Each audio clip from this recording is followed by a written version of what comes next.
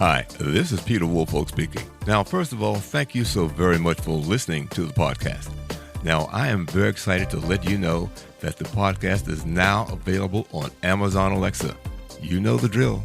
Simply say, Alexa, play Public Relations Review Podcast, and she'll take it from there. And again, thank you for listening. And if you enjoy the program, please become a subscriber. Now, on to the podcast.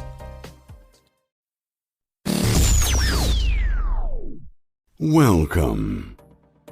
This is the Public Relations Review Podcast, a program to discuss the many facets of public relations with seasoned professionals, educators, authors, and others.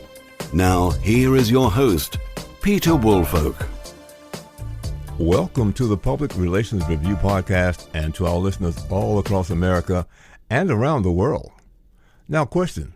Would you or your company benefit from enhanced content marketing and PR and paid media? How about a tool that can help you gain 5 times more media exposure with less effort?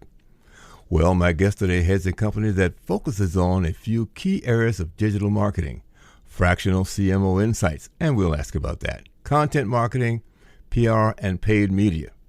In addition, he is also focused on launching his latest startup, Press Jockey, a tool that sorts thousands of press requests each week to help businesses get up to 5 times more press with 90% less effort.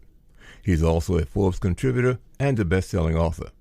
So joining me today from Toronto, Canada is Cahill Camden. He is the CEO of Digital Vision Media Group, where his agency helps Web3 and technology companies optimize for growth.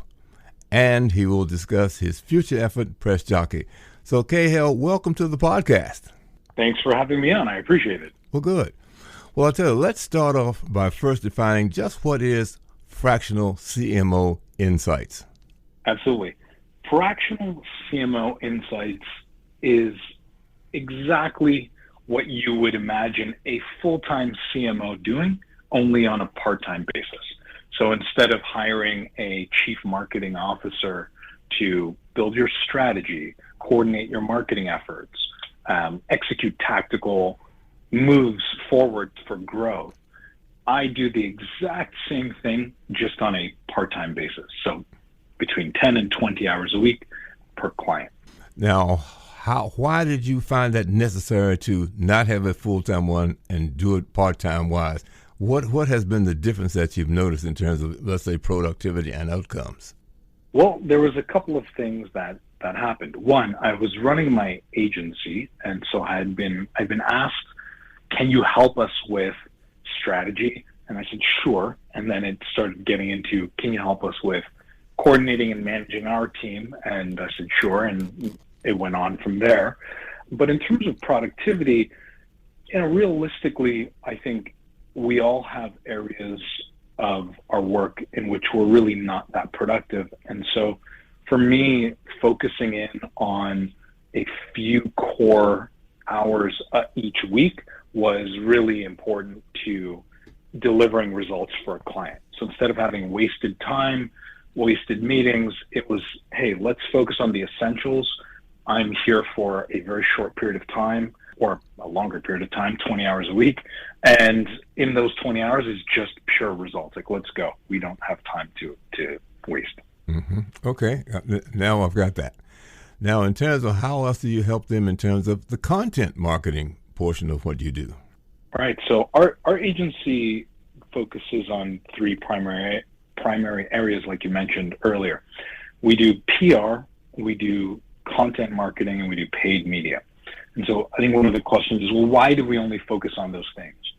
And it really has come from our experience and our experimentation. We wanted to focus on things that we were really, really good at. And so content marketing is one of those things.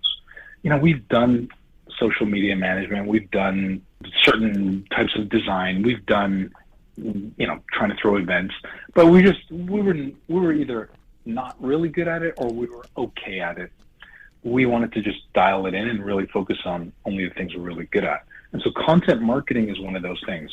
It's how do you communicate your brand's message, your knowledge, your insight out to your potential audience, out to your current customer base or your current user base, and how do you keep people engaged? And so that's what we decided to focus on.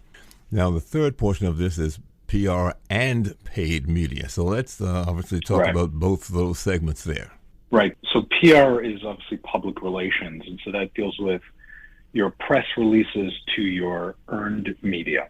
So earned being you don't pay for it, you earn it. Mm-hmm. And you earn it through thought leadership and through your ability to communicate your story, those types of things, right? Mm-hmm. And then you've got the paid media. And so paid media is anything that you'd pay for. It's obviously the very kind of known areas, Facebook marketing, Google ads, LinkedIn ads, that type of thing.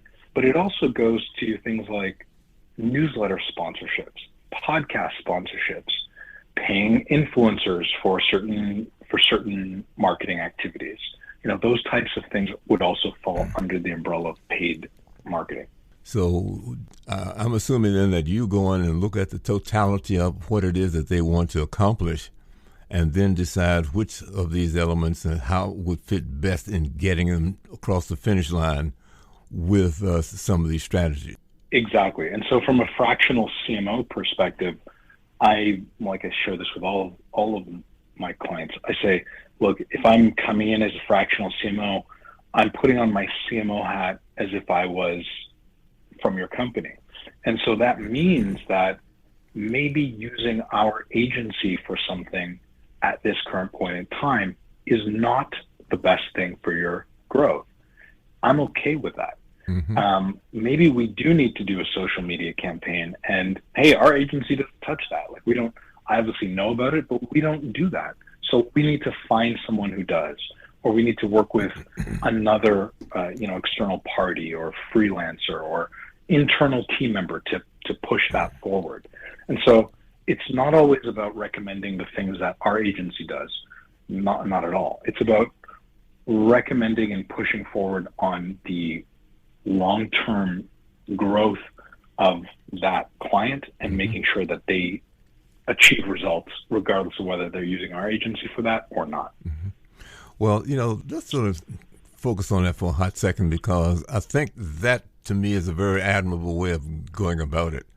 Simply put, and in some cases people do it, but they do it differently. Yes, they might not say we don't do that, and then they will bring in somebody, hire that person under their umbrella to do that for them, which is, I guess, one way of doing the same thing. You bring them on as a paid contractor, but under your umbrella. In other cases, as you said, you will help them find somebody that can do it. I just sort of like that approach because it's putting your cards on the table and being upfront with people, which a lot of times they really do appreciate. Yeah, absolutely. And to your point, we've had many opportunities to bring people under our quote unquote umbrella and then, add our own agency fee on it. But to me, it's like this. I believe that success in business success, growth, it's a long-term game. And to me, it's like, okay, if we miss out on short-term revenue, but we have a long-term client, that makes more sense for me. And I know we're really good at what we do. And so for me to also jeopardize our reputation by bringing in someone that I've not worked with before, or someone who I don't know what their skill set is fully, I don't want to take that. I don't want to take that risk. And so it works out for everyone. It's like, if you're coming to us for content, PR, and paid media or fractional sim work, we're really, really good at that. Mm-hmm. If you need someone who's doing social media campaigns, fine. As a fractional CMO, I'll go and help you find that person. I'll even interview them for you as if they were coming on board internally, but then that's how we're going to deal with it. It's not coming through our agency. We're not going to do that. We'll make the introductions and or we'll deal with that, helping you hire that person, interviewing them, etc. And then, we would work with them. Now, how have you found your clients to accept this? Or have you found them going on both sides, in both directions? Yes, I like the way you're handling that. No, I'd prefer that you do it. How have you found them? How have they responded to particularly the fractional CMO approach? So two questions are, how have they responded to us saying, hey, this is not under our umbrella? So that most of the time it's been great. Okay. We have had people say, hey, can you please just take this? Like, we don't want to deal with it. And, in those circumstances, we typically stick to our guns and say, hey, you know what, like, we don't want to take on the risk. I don't know this person directly. Again, we'll work with them, but it's typically not us who wants to take that on. So that's always worked out in our favor in the long run. Mm-hmm. And then the second part of that question was, how do people respond to fractional CMO work? And I think the initial phase is like, oh, hey, well, how come you're not going to work full time? And one of the answers is cost. If you would like to hire a full-time CMO, it can be quite costly, right? So you're looking at not only employee salaries and benefits and all these other things, equity, et cetera, but then there's also like legal contracts, and it gets complicated, right? So that's one benefit that I think people initially they see, oh, how come you're not working full-time hours? And it's really like, well, there's a lot of benefits to what we're doing, and I like to, overpromise and over-deliver. Mm-hmm. And so, like, when I say I'm going to do something, it's just like us saying, hey, we don't do social media. Like, I'm not trying to do this on a short-term basis. It's like, I want to deliver results. And so, if I say I'm going to help you as a fractional CMO, you're getting more hours than you're paying for. Let's just put it that way. Well, I mean, that's glad to hear. As I said, people really, for the most part, in my experience, has always been that they really do appreciate your being upfront and honest with them in the beginning. Yeah, it does. Like, the ultimate thing is we all are trying to accomplish success in our businesses. And at the same time, we all want to work with people that we like and that we can work well together with. And so being direct about things, it does pose some of its challenges, right? It's sometimes difficult to have difficult conversations, but in the long-term success of growth and in the long-term success of business goals, I think that is really the best way forward. And as long as it's approached in a way that's amicable and respectful and insightful, it really does. I've never had a scenario where it's really been, that's actually not true. I've had one scenario where it really didn't work out for a time being, but then that client came back to me a few months later and things worked out, and we went from there. So I've had one scenario where it just really it didn't work out so well because I was just very direct about, hey, this is what I think we should do. And again, in the short run it didn't work out, but in the long run it really worked out very well. They came back, we worked together, they eventually got acquired for 8 figures, and the rest is history. So again, long-term success. Oh, good. Well, one of the things obviously that piqued my curiosity is when we got started here is this new venture that you've got coming up, Press Jockey. Now, this is the one that the tool that sorts thousands of press releases or requests each week. Explain exactly what Press Jockey is and how it works. Absolutely. So there's really two types of things that marketing agencies, PR agencies, and really business owners should know, right? Let's talk about PR. So in the PR world, there's really two different types of PR that an agency is working on, or PR professional is working on at any point in time. One is this style of outbound PR. And just really quickly, think Mad Men. We're creating stories, we're creating pitches, we're creating angles, we're reaching out to our contacts, our Rolodex, and we're pitching your brand, your story, your personality to the market. Hey, we want to talk about this. Hey, this is an important subject. Hey, do you want to feature so-and-so on whatever publication? That's outbound. Okay? Mm-hmm. Really powerful. It works really well when you've got the right PR agency, and you really have a lot of control. But it's expensive. It takes time, and it really you do need months to really make it work. So there's this other side of PR that a lot of people are not really familiar with. Okay? This is inbound PR. And so that's where you get the media sends out thousands of requests a week saying, hey, I'm looking for an expert on healthcare. I'm looking for an expert on the recent financial crisis. I'm looking for an expert in e-commerce. I'm looking for an expert in real estate, whatever the case may be. And they're looking for experts to give them insights on the articles they're writing, on the content they're producing. And so that's this inbound PR side. Now, the inbound PR is far more cost effective, right? It's just quicker. It's far more cost effective. The challenge there is you don't get to control the media outlets. So you're kind of at the whim of the media who's looking for experts, okay? And on top of it, there's thousands of requests you've got to sort through. And you've got to find out what really works for your personality, your brand, your story. That takes time. And so this is the area that Press Jockey focuses on for now, is those inbound press requests. So instead of you having to go through 10, 12, 15 platforms, scrolling through hundreds and hundreds and hundreds of emails, you can use Press Jockey to do that work for you. Type in a keyword. We use algorithms. We use artificial intelligence, and we will find matches that match your brand and match your keyword. Then we use ChatGPT, AI, we use artificial intelligence to give you suggestions on how to respond to those press requests.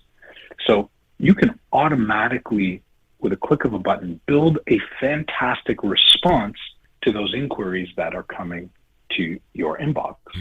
And so with a little bit of editing, you just edit that response and hit send, and you've now connected with, you've sent a connection to that media.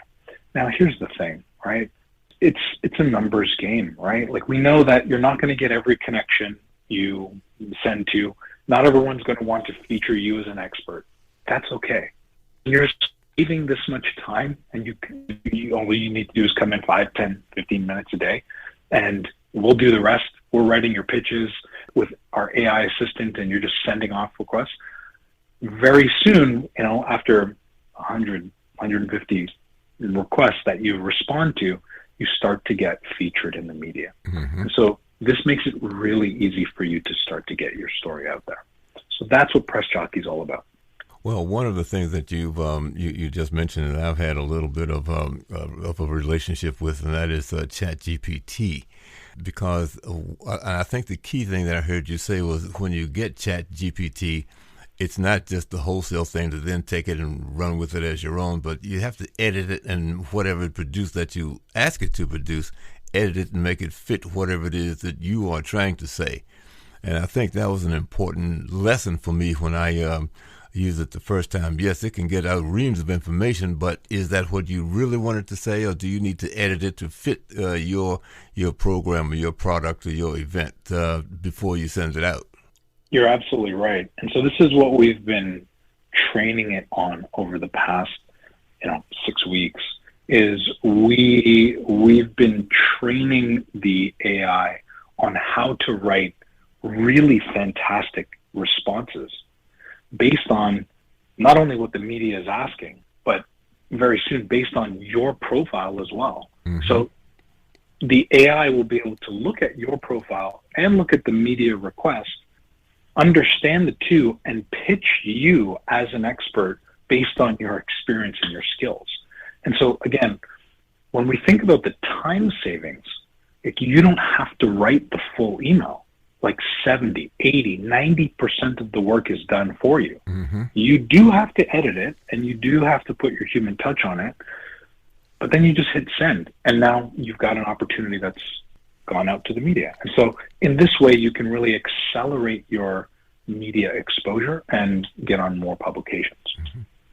Well, and I think that's very, very important too, because before this, I think the one that perhaps a lot of us used was, help a reporter out or something like that, where they're listening, here's what we're looking for, and there are one or two others out there as well that you're absolutely right. You've got to comb through this and to find out if there's something that fits what it is that you do or can give to them. Right. And so we aggregate all that data. You still need to have accounts on some of those platforms, you know, but we aggregate that for you and really do the heavy lifting of filtering through all those requests and then giving you the ability to respond with an 80% written that you just have to edit. And so now again, all of a sudden, wow, you can save, 10, 12, 15 hours. And, if you think about that, even on a minimum wage basis, and let's be honest, most of those listening are probably not getting paid minimum wage. Right. But even on a minimum wage basis, right? Even on a minimum wage basis, you're saving hundreds and hundreds of dollars a month. Mm-hmm. And if you're in a higher income bracket, you're saving thousands of dollars a month while getting opportunities on publications, big and small, right? And so this is what Press Jockey does for a tiny monthly cost. And so that's what we've been focusing on. So where are you in its in stages of release? Where are you? Is it close to being released? It'll be completed in the next 4 months. Where are you in that cycle? It is live. Oh, it is live. It's live. So people can use it. People can sign up. We have a beta program right now running until about mid-April. And so the beta program is everything is working, everything is live, but we are constantly making updates. So we make updates every single day to this application. And during the beta, there may be a time or two when the service doesn't work for 30 minutes or an hour. Okay, fine. But in exchange for being part of the beta and giving us some feedback, we've actually discounted the price significantly. We're talking like close to 50% discount. So anyone who jumps in on the beta right now will lock in that price, and that goes till about mid-April, end of April type of thing. Well, since you brought that up, why don't you tell the listeners how they can get access to Press Jockey? Absolutely. Just go to www.pressjockey.com and sign up there. We actually have a 14-day, no credit card needed, free trial. So 14-day free trial. So you can go in. It's an unlimited trial for the beta. So we're talking, you've got a whole whack of keywords. You got 10, 20 keywords. You can add, multiple pitches. You can use our Press Jockey Assistant, the AI. You can send off as many responses as you want. Like, it's unlimited. And after those 14 days, then it goes over into the discounted price if you're part of the beta. Mm-hmm. So just go to www.pressjockey.com and you can sign up there. Now, the fact that you're in Canada and the majority of my listeners are in the U.S., so in terms of the media that is included in Press Jockey, do you have both Canadian and U.S. media already in there and perhaps media outside of both of those two countries as well? How is that structured? So my location is independent of the software, right? So I've spent quite a bit of the last 5 years in the United States, almost half of my time in Austin, Texas, which is an awesome place for myself and my partner. But yes, to your point, we are focused on the United States. We do have outlets in the UK, so United Kingdom, mm-hmm. Australia, and a few outlets in Canada. But the bulk of this is for media in the United States. Okay, well, that's great. Well, Camden, you've imparted a lot of information. I'm just wondering now, is there anything that we have left out that you think we should cover right now? I would say that there's maybe two things that I think are important to know. One is, when it comes to ChatGPT, I do encourage everyone to go and experiment with it. Mm-hmm. I really do. I think it is a little scary. I think it is something that we need to be concerned about, but I also think everyone should experience it and play with it. The rapid pace of development of artificial intelligence is going to shift most of our industries, for better and for worse, but it's definitely going to shift our industries. So start experimenting with it now. And that kind of leads into the next the last kind of thing that I would say is, if you're a business or an agency and you're really trying to do PR, if you're a business owner and you're trying to do PR, get started. You know, you don't have to use Press Jockey, it's fine. But get started, because getting yourself out there takes time. Like, it really does. You don't have to have everything completely polished. You don't have to have all your ducks in a row. Just get started, because you will learn as you progress. And it's really about taking that first step and building that momentum in your PR game, in your marketing game, right? So get started with press, regardless of whether you use Press Jockey or not. Obviously, Press Jockey makes it a heck of a lot easier, but get started. Just start. Well, Cahill, let me say thank you so very, very much for imparting all of that information and keeping us up to speed, particularly on what it is you do and how you see a lot of things in some of your experiences, and also about the Press Jockey, which is very, very impressive to hear about. So thank you so very much for letting us have you as a guest on our show, because I'm sure our listeners have benefited from that as well. Thank you for having me on. I really appreciate it, and I think you're doing a fantastic job educating people about marketing, press, and upcoming technology. I think it's really great. Well, thank you. My guest today has been Cahill Camden, the CEO of the Digital Vision Media Group, and he joined us today from Toronto, Canada. And to all of my listeners, let me say thank you again for joining us. And if you've enjoyed the show, of course, we'd like to get a great review from you, and also share this information with your colleagues. And join us again for the next edition of the Public Relations Review podcast. Thank you. This podcast is produced by Communication Strategies, an award-winning public relations and public affairs firm headquartered in Nashville, Tennessee. Thank you for joining us.